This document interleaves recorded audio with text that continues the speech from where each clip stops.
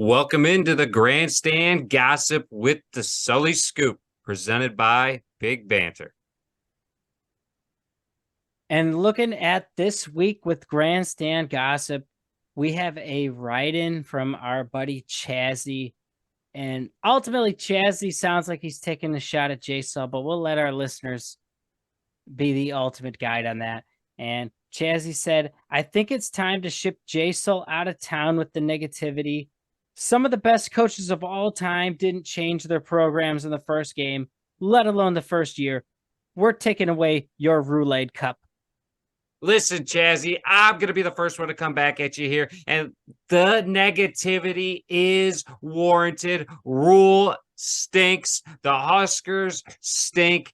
Jeff Sims stinks. This is the worst Husker offense I have seen in a while. If Scott Frost was here, we would at least be scoring touchdowns. And that is why I am already loaded up and I am on the fire rule train. Now, J-Sol, I agree with Chazzy here. Rome wasn't built in a day. And so let me ask you this. Who would you consider the greatest active head football coach in college football?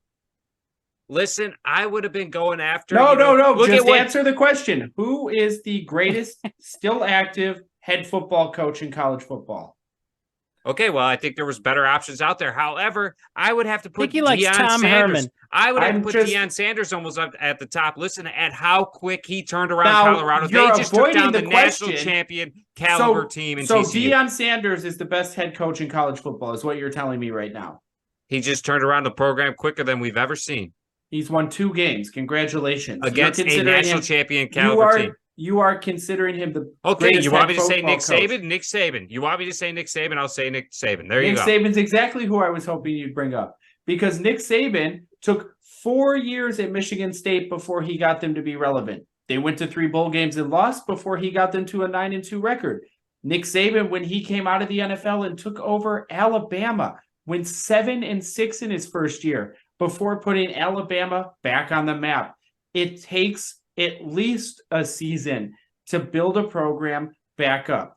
Deion Sanders is an exception to the rule this year because he brought in an entire team with him that he had playing at the college football level last year.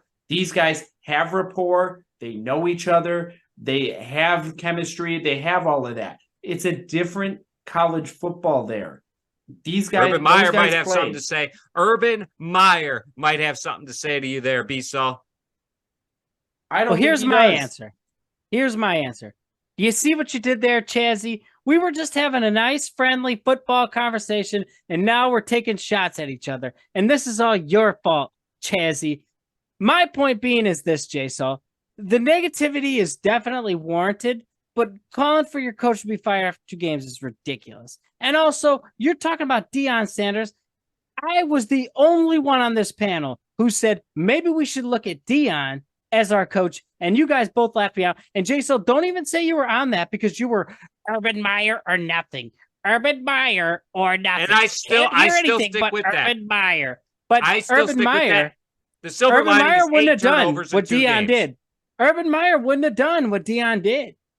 You're right. He wouldn't have brought Deion's son there and Travis Hunter. However, he would have brought a winning program to the Huskers. They would have been in the Big Ten championship game year 1. This silver lining for Matt Rule comes down to 8 turnovers in 2 games. If it continues, I expect to see you both on the fire Rule train.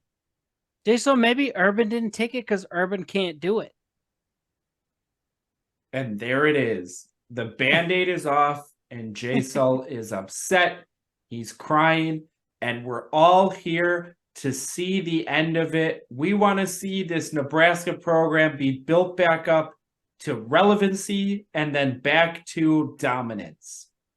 Because look, a blind monkey could go out and coach Ohio State to an undefeated season.